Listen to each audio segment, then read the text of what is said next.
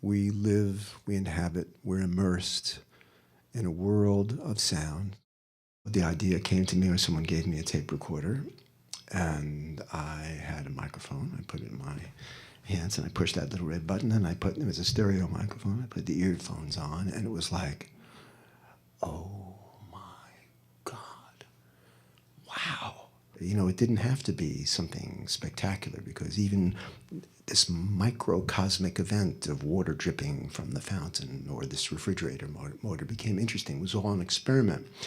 And in a certain way, that's never stopped. And since the 70s, I've been listening. I've been a sound man, disguised as a radio producer and other things.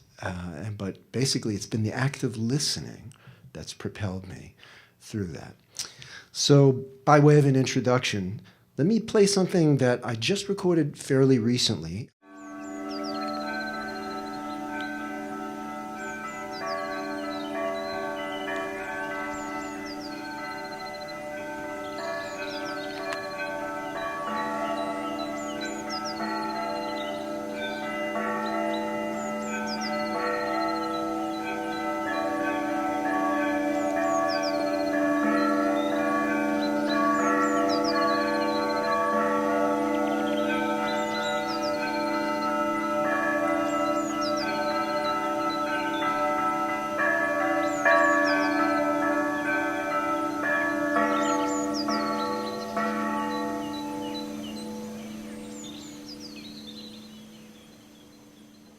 This is meant to be an exchange, not a lecture. So I would love to hear what your thoughts are about listening. And I had a question for you, but if anybody has a question for now, yeah. Did it sound like that when you were there? Did it sound like that? To you, when you were there? Yeah, what I wasn't prepared for was the birds that were the context of, just like, they're there all the time, and then the bells come in. It's what I would call a natural mix. One of the kinds of things that I love to record, a natural mix, a blend of sounds that, because you're in the middle of it, you're the mixer, you're the equivalent of what this man is doing, you're the mixer between these two sounds, and sometimes three and four, and so you're getting this hit of, all the birds and then the bells down there like that. Was it, can you describe the setting? Like with all those birds, I almost picture like this monastery in a square with a jungle surrounding it or something. Not bad. It's interesting that you say that, and one thing that we could try sometime, maybe not tonight because I don't have the sound, but it's an experiment to play so-called innocuous recordings, not quite as dramatic as that. And you could play, I have one that I like to use from Brazil, where I just play these sounds, and you start to hear what the sounds are telling us. So that gave you that information. It wasn't exactly a jungle, but it was certainly a wooded surrounding. So your ears are telling you the truth in that case, that we are surrounded by trees where there would be birds. It wasn't necessarily an urban place. The things that you're not hearing, sounds of urban life, right? You're not hearing cars and so forth. You listened to it. You didn't just go out there, plunk your mics, and then you got it, I presume. You were shotgunning the bells and doing something for the birds? And No. It was more like plunking my microphone down and getting it, because I was it was like I was talking to Greg before. Sometimes you get a gift. I mean, people use the word capture. I went out, I got it. I got the sound. I captured this audio. Like we're big game hunters or something. But it's not like that. I mean, it's like gifts, isn't it? I mean, it's like being given a gift of a very special vibration. And there's an ancient saying that with every gift, real gift of weight, there's a responsibility and the impulse to share it. So in our business, whether you're a reporter or you're someone who is interested in telling stories in sound, or a videographer, you have the responsibility for sharing. What does it mean to share? What context will it mean? So, like you just asked me, well, what was it like? Because if you have enough context, you can imagine that you were up at that sketty. Most of the time you got 10 seconds, maybe at the beginning, to capture someone's attention and make them want to invest. It's a 2-minute show, but 2 minutes can seem like a really long time if it's boring. 2 minutes can seem like an eternity, and all you have to do is just twist that dial and you'll get the weather. You'll get the sports. It's okay. I don't have to listen to this stuff. So you got 10 seconds to make it, to get somebody and pull them in so that they want to share that moment with you. That's the challenge.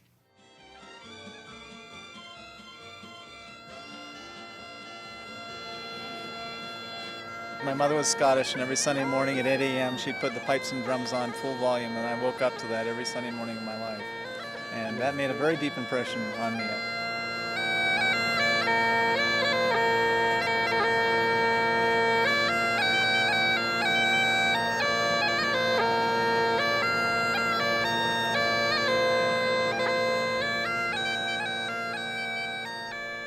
It was sounds that got you out of the house. Maybe they drove you out. Maybe they drew you. Now, listening back, they're inviting you again. The fire alarm, the ice cream truck, the card that your friend attached with a clothespin to the fender of his bicycle made it sound like a motorcycle. Or the first time you ever went somewhere just to listen to the sounds there. It was underneath the Brooklyn Bridge.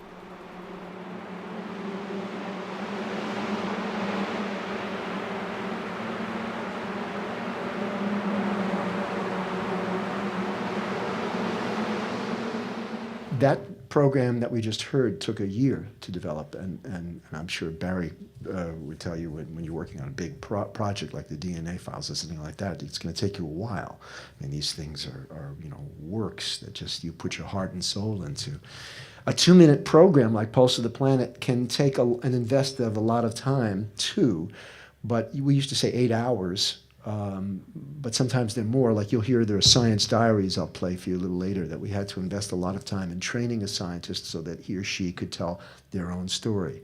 And then, there's the transcription, there's the writing, there's the, after all the preparation is done, there's the, and the writing is, for me, it's crucial. I mean, the writing is not just tossed off, especially when you get a program like Sound Memories. I can tell you a lot of time went into the crafting of these words, and and working with the sound, trying to find a way in the words to take people up to the point of listening.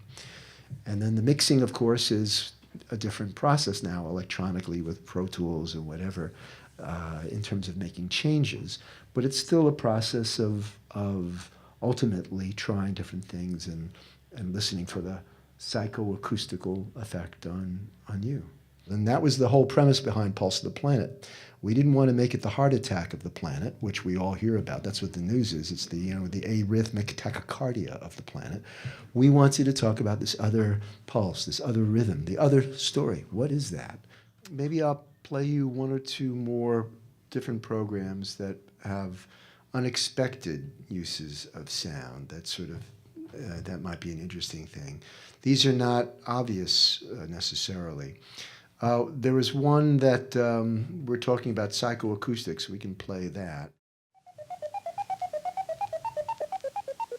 We're listening to a musical zipper, and even though it may sound like a hopeless jumble of notes at first, in a moment when we open the zipper, you'll recognize its parts.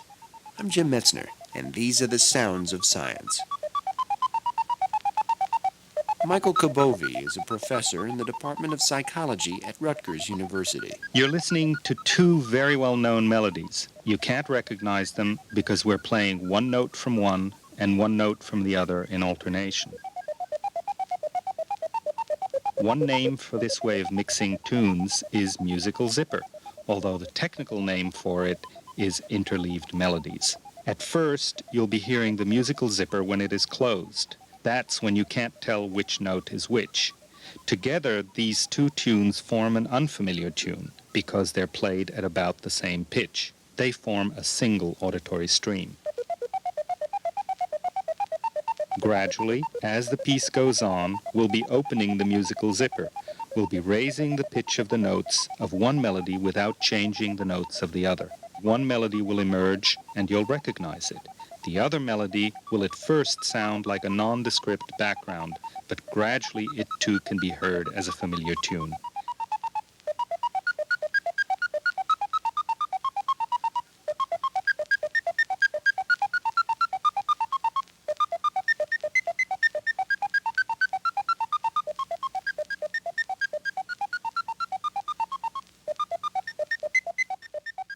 There was a space in that program where you had an experience. You invited the listener to discover something and make this discovery along with you. So in that case, it was fairly dramatic.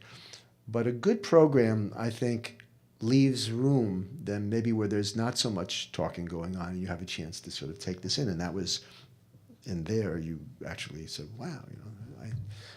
All of a sudden, something was revealed. Questions? The pacing, you talk about sound. How do you pace a minute or 2 minute piece so it doesn't seem incomplete? I can't tell you all about DNA in 2 minutes. It's not going to happen. But I can tell you one thing well, and I can introduce that one thing. I can give it a setup. I can tease. And so that when you come away from it, maybe you'll have that memorable phrase, or you'll have grokked that one idea. And then you'll do a series of 6 or 7 programs. We're actually listening to our water columns breaking because the tree is pulling the water column up so hard in order to make up for evaporation that eventually some of the columns break. And they produce a snapping sound. The sounds that are emitted are actually very high frequency, well above the human hearing range, but the sounds have been recorded digitally on a high-speed computer and then played back at 1,000 times slower speed. The sound emissions occur randomly in time, but they're captured on a computer in this case and played back one sound after the other without a delay, so that there's a rhythm to it that isn't actually found in nature. The key sentence of that was that these are randomly generated, and the rhythm was an artifact. That recording took on a life of its own when others forgot that.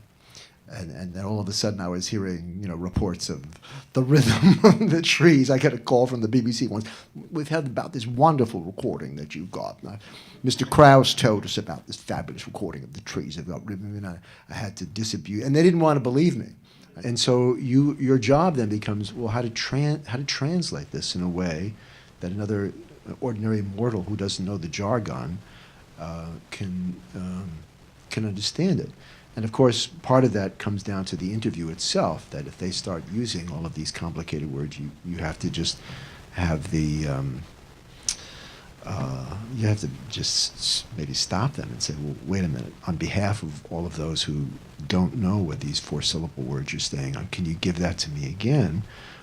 What is it that you're saying? I don't really understand. You have to be honest enough to say that. There's a program here that I did for a show called Voices of Innovation. I don't necessarily have to play it for you, but it was all about the crack of a bat and what and how. And there was and I found an acoustical engineer who, by listening to the sound of a bat crack, had this sort of theory that that's one of the ways that fielders can deduce whether it's going to be a high pop or just a blooper. It's the sound. I love stories like that because another one was on riddling. You know what a riddler is? Somebody who turns wine bottles, and it's the rhythm and the sound of what they do sort of informs their work. There's something about participating in a vibration, hearing something that bypasses the left part of whatever part of your brain that figures things out. What is that? The left part of your brain. Just hits you in another place, touches you, goes to where words cannot go, hits you where you live. And we have the privilege of working in the medium. Well, we know we can touch, people can be touched. We're touched. We're hitting people in their heart. You're hitting them in the kishkas, as we say in New York.